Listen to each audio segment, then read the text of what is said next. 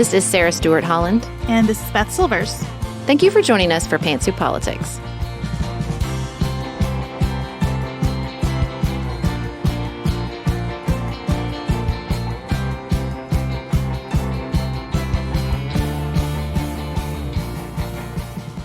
Welcome to another episode of Pantsuit Politics. Today, we are going to talk about several of the top news stories of the week, classified documents, canceled flights, and our southern border.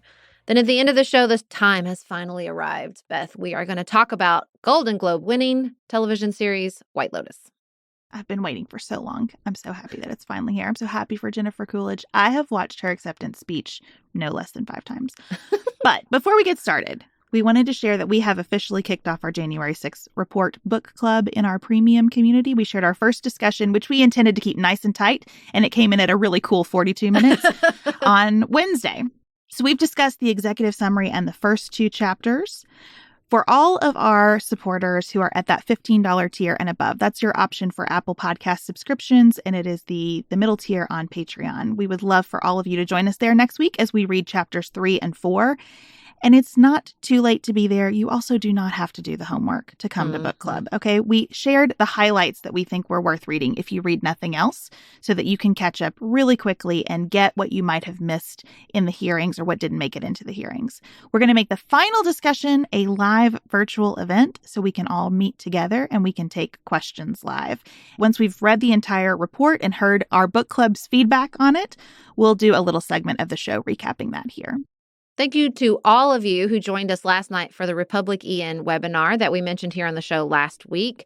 And we also wanted to let you know that we have another speaking event that is open to the public for those of you in the East Tennessee area. We are heading to Maryville College, which is just outside of Knoxville. We are so grateful to be invited to be the very first speakers in their new Witherspoon lecture series and would love for you to join us if you're in the area. We'll speak on Tuesday, February 7th at 7 p.m. You can find a link for tickets in the show notes. We'll be signing books after the event, so bring your copies of Now What? And I Think You're Wrong, But I'm Listening if you have them, or you can buy them there at the event through a local bookstore. And if you're not in that area, don't worry. We have live events coming up in the next couple months that we can't wait to share with you, so stay tuned. After this break, we're going to talk about everyone's favorite topic, classified documents.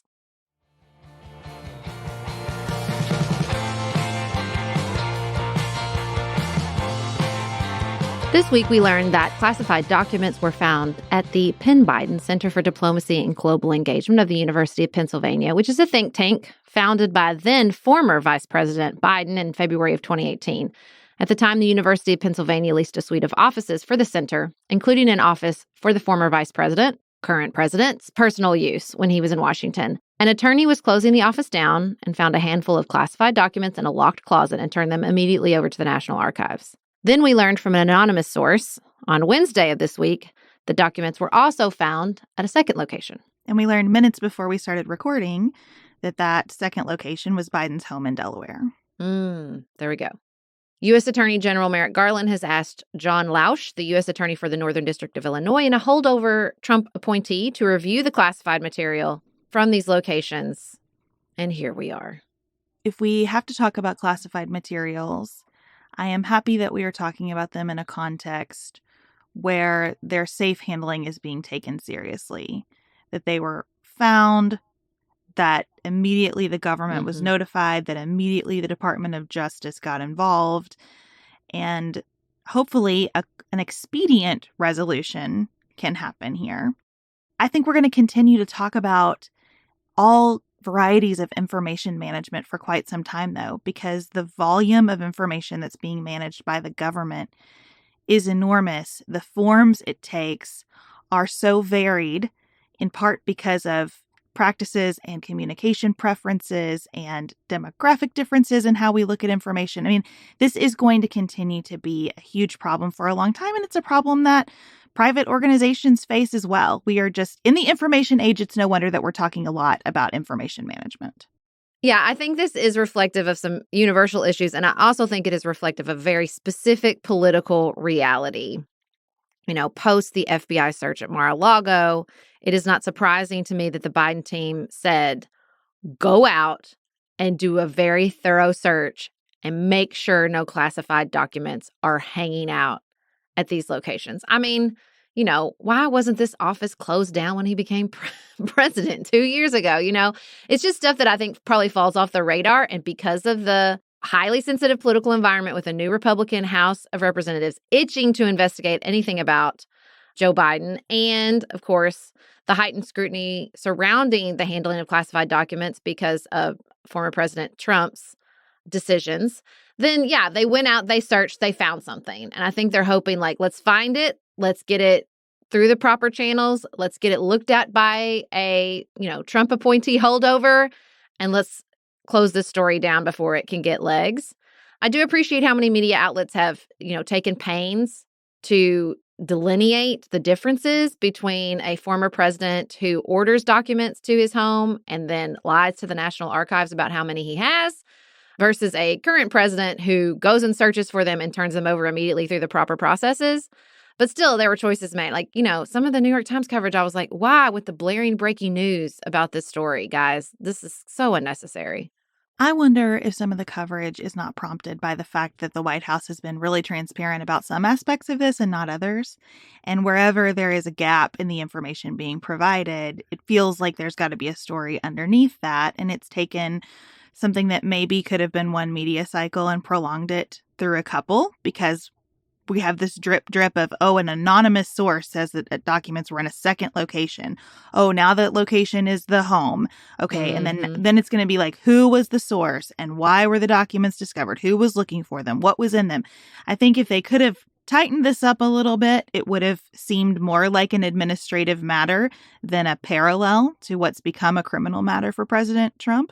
What I would stress about former President Trump's situation is that it could have been an administrative matter for him as well. And there were months where the government tried to handle it as an administrative matter. Hello, we noticed that all this is missing. Please give it back to us. Pretty please give it back to us. Could you give it back to us? And then when you did, is that all of it? Oh, we see some pretty important stuff here. And our previous experience with you tells us that there's probably more out there. What's going on? It could have been contained for him, too, if he had handled it in this way.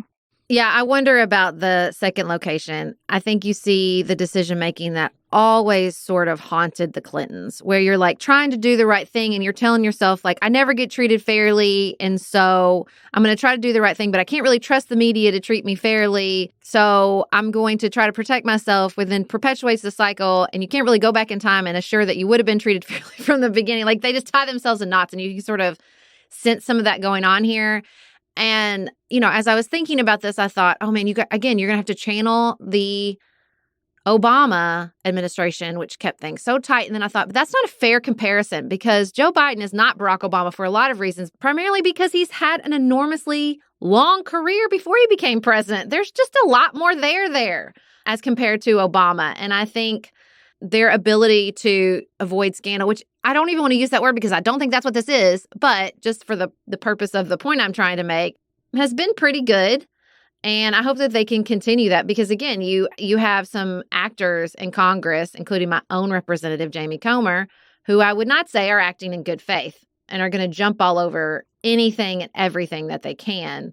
And I think that puts the Biden administration in a tough spot. And I don't really want to Monday morning quarterback them, because I think it is such a fine line. I think there is a real risk in that media strategy and that paranoia and the push-pull that goes along with investigations coming for them over the next 2 years, especially over the next few months, as House Republicans have decided that what they really can get done are investigations. Mm-hmm. I think this administration has been effective in a lot of respects by respecting the public.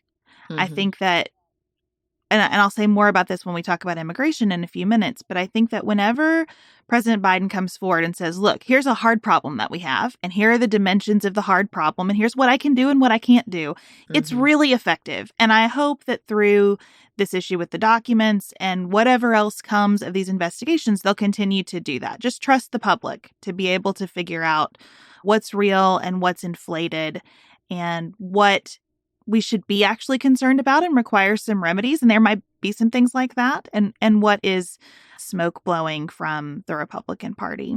It is hard, though, to trust the public, because so many people are going to see this and go, see, they're all the same. because that's the narrative they have in their own head about politics and in our current two parties. And so that's what was so frustrating to me in the way some of the news outlets, including the New York Times, decided to cover this, because it's not what's in the article. It's the tenor you give to it. It's the energy you give to it. I think all the time about the expert on the Ezra Klein podcast talking about post-invasion, the media coverage in Russia. And she was like, you just walk by TVs and you can tell if something major is happening just by the way it's sort of formulated in the way the 24-hour coverage is taking place. And it's like, CNN covered this 40% more than like Fox News in this desperate attempt to seem neutral, which is their new MO. And I just thought, but like when you do that, you make it seem more important than it is. And it's not really about what's in it. It's about the energy surrounding the story. And while they might have gotten what was in the story right, and I think they're like, you can trust the public who's going to read the story, there's that energetic level that I think is really dangerous and we quite haven't wrapped our arms around yet. Yeah, it's two distinct things, right? How the administration handles it versus how the media handles it. And the media critiques, there's not a right way to do this. I do appreciate that every story I've seen about it has said, here's how this differs from what we've recently covered in terms of classified materials. Some of them have even said, let's talk about the distinctions between the Hillary Clinton stories and the President Trump stories and the President Biden stories. I think that's all been pretty good. I hear your point about the energy, though, and I think that's valid. What I really hope for from the administration, though, is not trying to manipulate any of that, to not add its own spin on the energy around something because they don't trust the public. I think just straight and narrow really works well for this administration, for all of them, really. But I've seen more of it from the Biden administration. I did not enjoy the press conference yesterday where you saw Karine Jean-Pierre kind of deflecting to the White House counsel's office. She's very good when she's just laying out the facts in a straightforward way, and I would like to see more of that. Well, and I have to imagine they're frustrated because this story's coming out when it's really good economic news. We spent the midterms with voters telling people over and over and over again that inflation was important to them. We're getting good economic news concerning inflation. The Republican Party, who said inflation was also very important to them, spent their first days as a Congress passing anti-abortion legislation. So, there's these clear distinctions. And I think being asked a bunch of questions about the classified documents is so frustrating. And also, unless you get past that and don't let them feel like there's smoke because there's fire, you can't get to the stories you really want to pay attention to, like the good jobs report, like the good consumer price index. But that's why I'm not a press secretary, because I would just get mad and yell at people. I was really excited to see the economic news and to see it coming down in what feels like a healthy way instead of sort of jerking down and then maybe with the potential to come back up. And I think as the overall pressures start to abate, it helps isolate those price increases that are not related to general conditions, but to something really specific, like the price of eggs. Like today, finally, I'm starting to see people write more about avian flu as the driver of the price of eggs and why that's different from the typical bundle of consumer goods that we use to measure inflation. So I think good news always leads to smarter reporting. Yeah. And I would like to see more of that. We had good news on the economic front, but quite a unpropitious start to the travel year here in 2023. 1,300 U.S. flights were canceled, 10,000 plus delayed. And this time, we can't lay it at poor Southwest feet. This time, it was a damaged database file that the FAA was uploading to one of the computer systems that sends alerts. We can't investigate an airline because this is squarely at the FAA's feet. And I really want to say, squarely at us, this is us. The FAA is us, you guys. This is our government. This is the government we advocate for either tax cuts or tax increases to fund. And we need to invest in here, obviously. One of the best pieces that I read when the Southwest meltdown happened came from Zeynep Tufekci at the New York Times, writing about technical debt, which was a term I hadn't been familiar with before. And she made it very understandable that essentially when you make decisions designing software that ignore the long-term risks and focus on the short-term benefits, you create what is called technical debt, and it is going to have to be repaid by users of the technology at some point. And that's what happened with Southwest, that the software had not been built, upgraded, and maintained in a way that it could continue to scale and manage unexpected situations. And because of that, you had crews stranded without instructions about what to do next and where to go. You had an inability to even locate some of those crews without everybody hopping on a phone line. Oof. And that's what happened with the Southwest meltdown. And as I read about what happened with the FAA, it sounds like the same thing, that we haven't sufficiently invested in software to keep it up and running and managing difficult situations. I would like to learn a lot more about what happened with the FAA. That idea of technical debt is a little bit chilling to me. Just as a homeowner, I'm noticing I built a brand new house. We put brand new appliances in it. And now we are at the point where everything is starting to break at one time. And when I look at our economy and think about how much of the software we are reliant on was built about the same time, was created at about the same time, I feel like our technical debt bills are going to start coming due in lots of places. And transportation is one where the effect of that is so obvious and so detrimental to other pieces of the economy. Well, it just reminds me of the conversation we had during our infrastructure series that, it's like internet and software, like we want to compartmentalize those and treat them as different, but they are infrastructure here in the year of our Lord, 2023. We have to invest in those just as much as we need to invest in new asphalt on the airport runways, right? Like we recently in my community funded a new terminal. We do have an airport in Paducah, the Alvin Barkley Airport, and we're going to invest in a new terminal. And it was just so complicated. Air travel, like the infrastructure surrounding air travel, there are so many different constituencies and people with power. And, you have state governments, federal governments, and it's very, very complicated. And you can see how that technical debt can accrue because when you have that many stakeholders coming to agreement is difficult. But listen, that debt is coming due. That conversation is coming due. The FAA's 5-year funding and authority are up for renewal by Congress later this year. So in a way, this particular meltdown, not well-timed for the people who were delayed or canceled, but well-timed. And hopefully that we will remember this, that this stuff will come under a microscope and we'll remember, like, we have to invest, particularly with this Congress that wants to just cut. I also think on the political dimensions of this, that it is an opportunity for Pete Buttigieg, if he wants to continue to climb the political ladder. Oh, he does, Beth. Which I think is pretty obvious. He does, yes.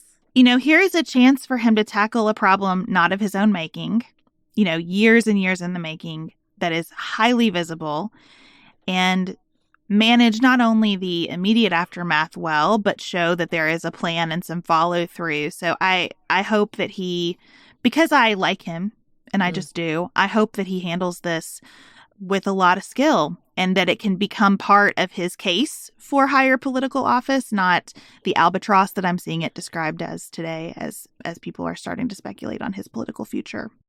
Well, and also he's limited to the tools at his disposal, which is probably a good transition into our conversation about President Biden's immigration proposal this week.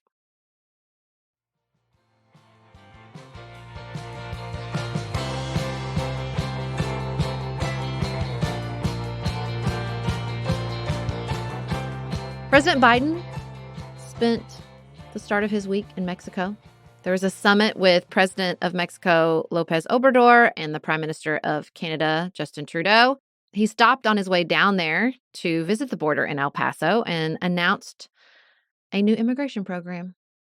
I've been struggling with what to call this announcement because in some senses it's a new immigration program, but in more senses I think it is a new approach to the existing structure. And part of what I think he did so skillfully in this announcement is point out that he can only do so much with the existing structure because the other two branches of government are really stalling any efforts to try to make transformative progress here. Yeah, I mean, I call it immigration, but it's highly focused, right? It's highly focused on the flow of migrants across our southern border. Okay, so there has been a dramatic increase in the flow of migrants, specifically migrants claiming asylum, that has tripled in the past decade. Presenting yourself at the border and seeking asylum is legal under U.S. law, but there's such a small number that are actually approved. And every president gets to set with Congress the ceiling for how many of these asylum seekers can be resettled. Trump, wiped it out, took it down to the lowest number it's been since the program started. And Biden jacked it back up in 2021, but only about 18% took advantage of this resettlement program. And so, we have a, not surprisingly, massive backlog in these courts, 400,000 cases. And then, of course, so this is all before Title 42 comes into play. Beth, you are a Title 42 expert at this point because of more to say. So can you walk us through the legal journey of Title 42? At a high level, Title 42 is a very old law related to pandemics. It gives the government the extraordinary authority to say sometimes disease is such a risk for us that we are able to immediately expel people who otherwise have a right to claim asylum here from the country. And Stephen Miller, you might remember, one of President Trump's sidekicks. Trying desperately to block him from my brain, but he was really eager to use Title 42 from the beginning of the administration before anyone had heard of the novel coronavirus, and tried with several different diseases to get some momentum around using Title 42 as an immigration tool. So when the pandemic began, of course, this was here's the my moment. moment. Yeah. This was the moment. Title 42, as it is being used as an immigration tool since the early days of the pandemic, applies to a very small percentage of people who attempt to come into the country at the southern border, but it is a tool nonetheless. And it is a tool, and they need tools at the border. Mm-hmm. At the same time, it's a fairly ineffective tool because they expel people quickly and then the people just try to cross again. Right. And so the data around it is really confusing because there are these huge numbers of people, but you don't know how many of those are the same people who are just going back and forth over and over again. So the Biden administration in April said, we're going to stop using Title 42, the pandemic, as this kind of emergency that would justify this sort of authority is over. And immediately there are lawsuits. There were already lawsuits pending trying to get the government to stop doing this well before April. We've had conflicting results from district courts. And currently the state of affairs is that one district court judge said Title 42 never should have been used this way. The way that it was used violates the Administrative Procedures Act, and the administration is directed to stop using Title 42 immediately as an immigration tool. And another district judge said, the way the administration tried to stop using Title 42 violates the Administrative Procedures Act, and the administration is directed to continue using it. We get to the Supreme Court on kind of a procedural issue, because we have some states with Republican attorneys general who want to come into that action to appeal the judge who said you have to stop using it because they say the administration can't represent their interests in this lawsuit. So the Supreme Court has just put everything on hold. It's preserving the status quo, meaning that the administration still has Title 42 out there as a tool. And at some point, they'll decide if those states can intervene in the lawsuit. Now, I know that that's complicated. What it means practically is that the Biden administration knows that the use of Title 42 as a tool is available to them still, but in a very precarious way. Mm-hmm.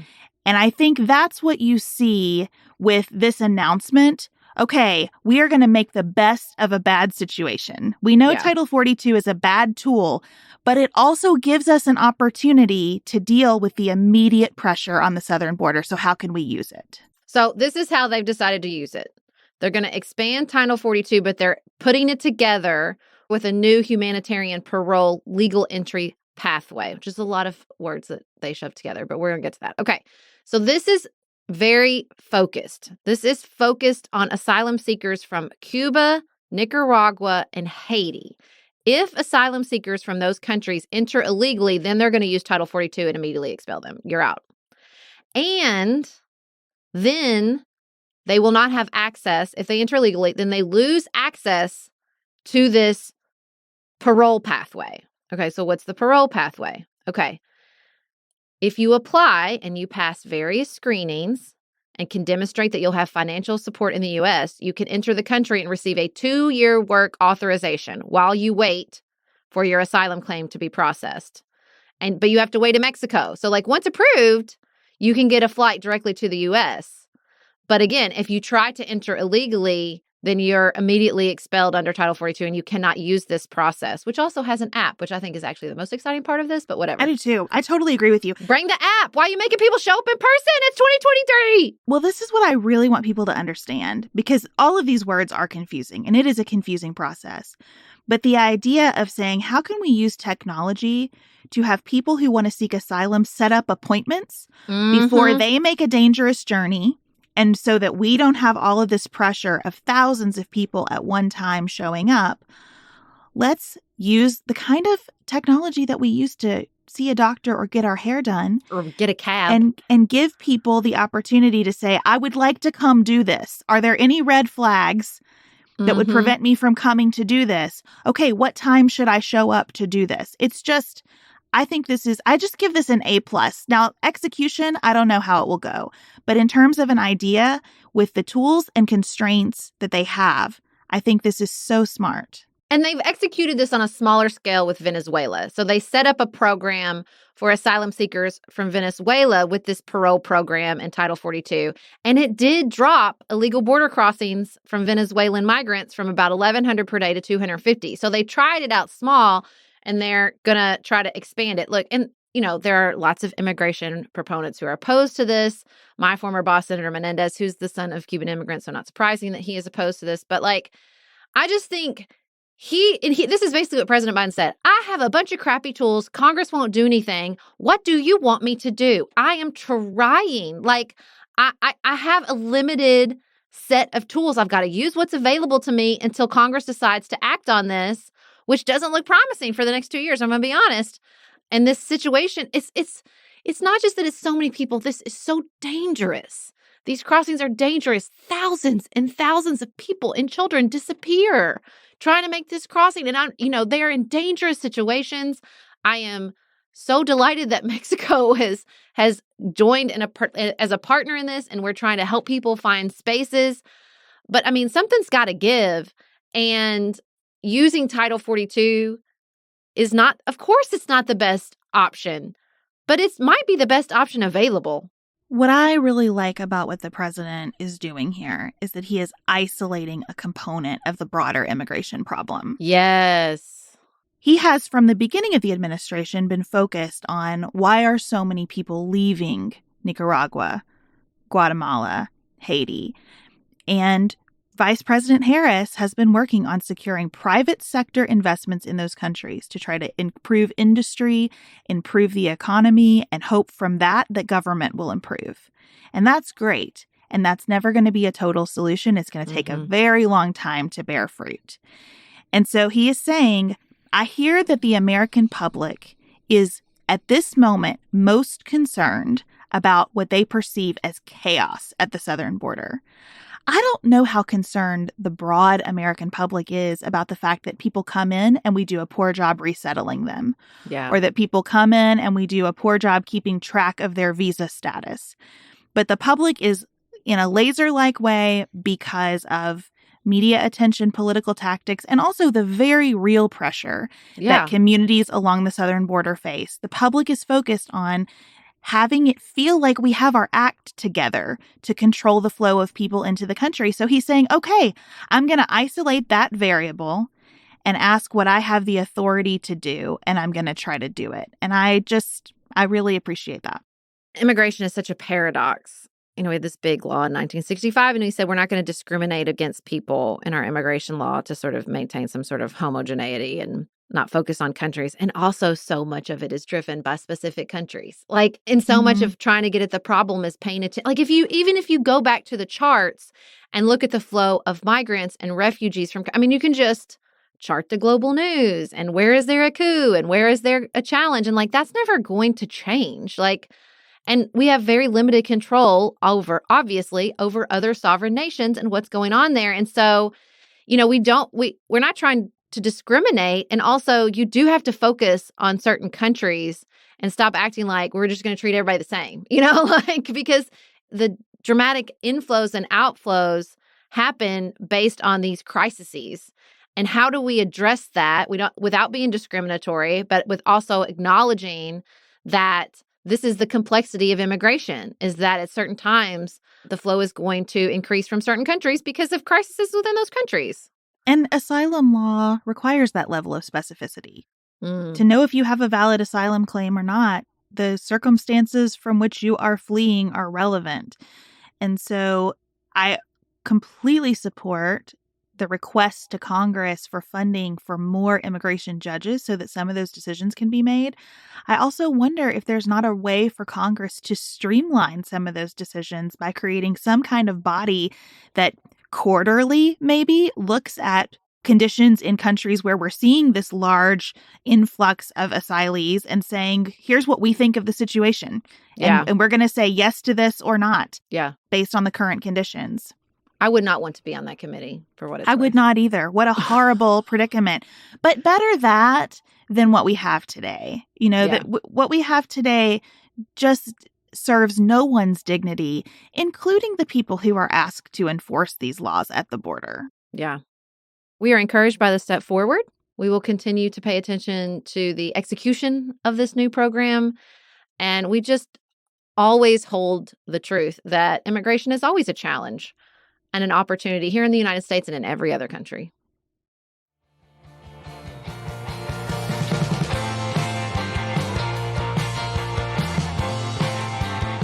Beth, the time has come. It is time to talk about White Lotus.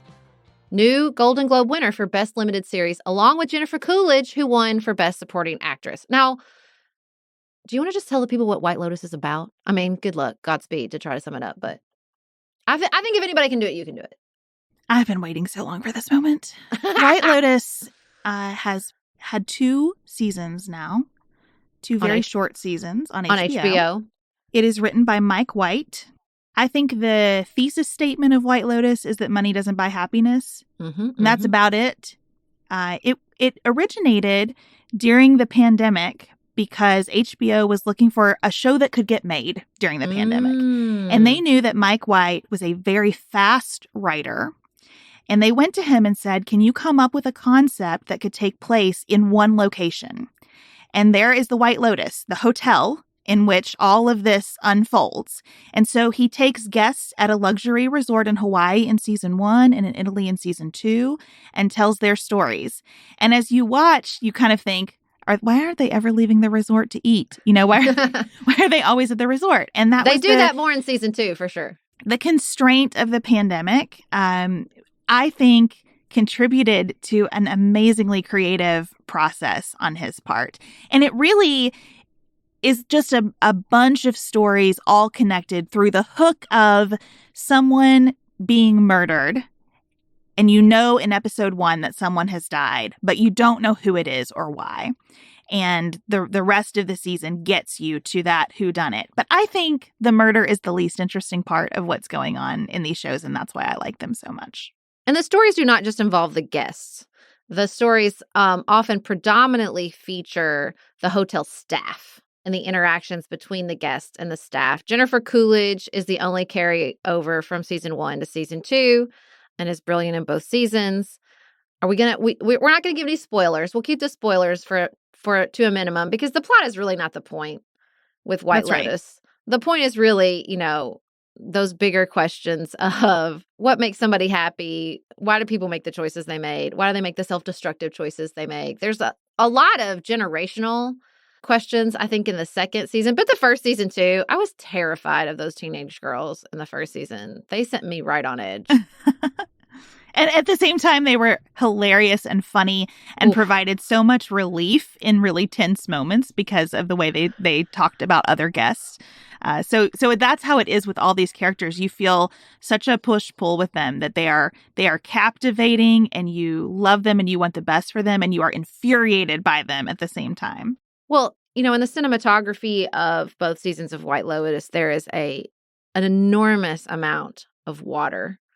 Waves crashing on rocks, cameras being submerged under tidal pools and the ebb and flow of the tide. And I think that's not surprisingly, a very visual metaphor for like what happens when we throw people against each other. What happens when we throw people against very difficult circumstances? How do they react? How do they respond? How do they try to get back up to the surface for fresh air? It's like it gets so heavy at certain points. Towards the end of season 2, Nicholas and I were like, okay, we get it with the waves and the crashing and the water, my friend. Well, what's really fun about that for me is that Mike White was a Survivor contestant and has reflected on how Survivor influences his work. And if you watch Survivor, you know exactly what he said in interviews about this, that there'll be like some mundane chatter about who didn't go get the wood for the fire. But then the camera cuts to a shark in the ocean and it just adds this level of tension. And he said, that's basically what I'm doing. I'm using the visuals of the waves. There's a bird that happens a lot in season 2. And once you see that Survivor connection, you can't unsee it. And that just brought me a lot of joy. But I think it is asking really interesting questions. You know, you mentioned on a previous episode that there's this really interesting question in season 2 about mimetic desire. Like, do you want something because you want it, or do you want it just because you've been told to want it? I'm watching right now I Hate Susie with Billie Piper, who I adore. And there's an incredible episode entitled Shame, where she's having this conversation while masturbating with her manager, like in her head about like, why is this what you want to masturbate to? Where did this come from? Is this you, or is this just what you think you're supposed to want? And her sort of working out, like, what do I actually want? It feels like that theme is everywhere. You and I are in deep conversation right now about the newest episode of Ezra Klein with Dan Savage, where he talks about the gay community and how everything in sexual encounters is driven by, like, what are you into? And how a lot of straight people can't answer that question because they don't have to because there's not, like, just sort of logistics to work out. There's a default setting that people stumble into. And I think that interesting question about desire, definitely fueled by the pandemic, because, again, a disruption of status quo leaves you questioning, what do I actually want? And it feels like everybody's asking that. It feels like White Lotus came along at just the right moment to say, oh, would you like to watch a TV show about what you actually want? I've got one for you. But what I love most about it is that it is a show full of questions, not answers. There is nothing in my viewing of it that seems prescriptive at all. I don't feel like Mike White is trying to tell us how the world should be or how people should be or what decisions they should make. I think he's just trying to observe a bunch of dynamics that we feel stress around. I love the relationship between a grandfather, a father, and a son in season 2, and how it asks a bunch of questions about intergenerational conflict and doesn't try to resolve them. And there are 2 couples that take entirely different approaches to their relationships, and it asks a bunch of questions about infidelity and power and secrecy within marriage, and it doesn't answer them. And that makes it, to me, such a rich viewing experience.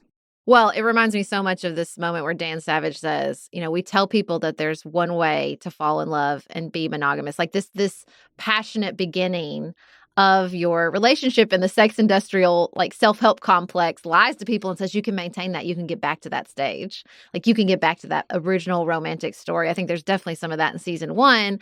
And I thought, oh, man, that is so true, and such an interesting sort of commentary on and what that does to people when they're just trying to get back to it and try to get back to it and have I lost it and I had to do something wrong.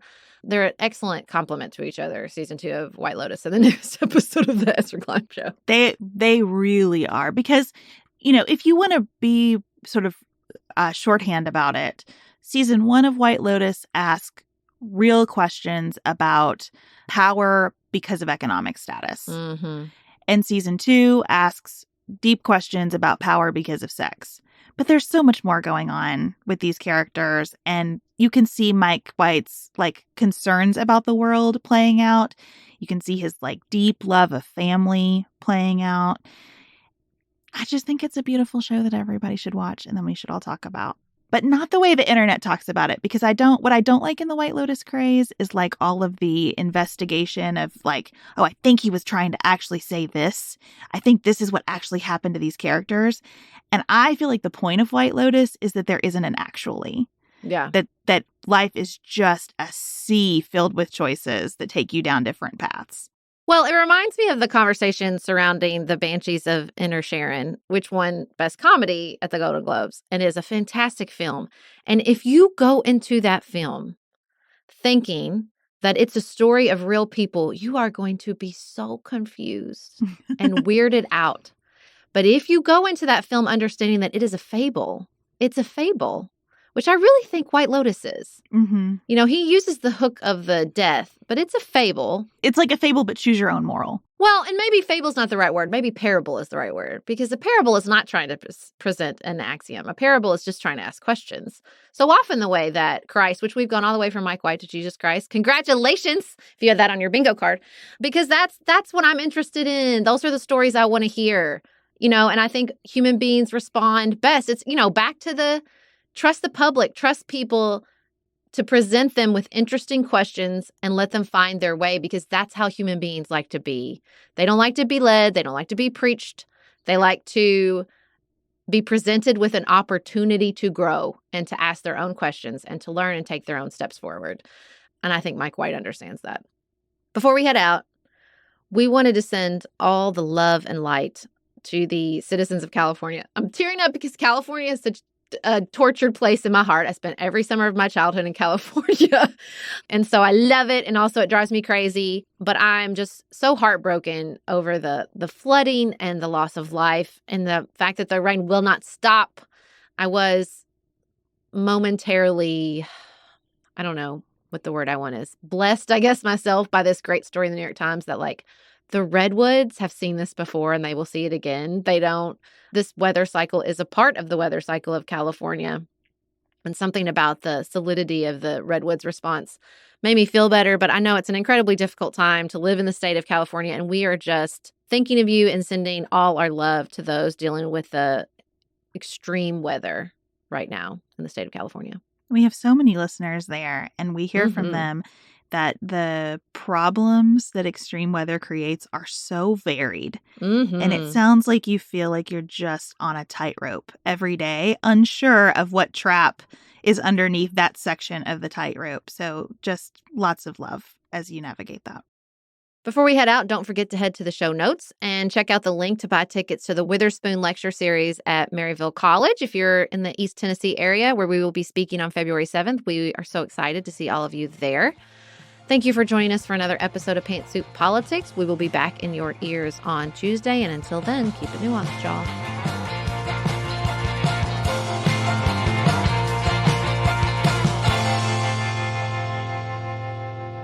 Pantsuit Politics is produced by Studio D Podcast Production. Elise Knapp is our managing director. Maggie Penton is our community engagement manager. Dante Lima is the composer and performer of our theme music. Our show is listener supported. Special thanks to our executive producers: Martha Brunitsky, Allie Edwards, Janice Elliott, Sarah Greenup, Julie Haller, Helen Handley, Tiffany Hassler, Emily Holiday, Katie Johnson, Katina Zuganellis-Kasling, Barry Kaufman, Molly Kors, Catherine Vollmer, Lori Ladow, Lily McClure, Linda Daniel, Emily Neasley, The Hutchins, Tawny Peterson, Tracy Putoff, Sarah Ralph, Jeremy Sequoia, Katie Steigers, Karen True, Annika Uvaline, Nick and Elisa Valelli, Amy Whited, Emily Helen Olson, Lee Shea McDonough, Jeff Davis, Melinda Johnston, Michelle Wood, Joshua Allen, Morgan McHugh,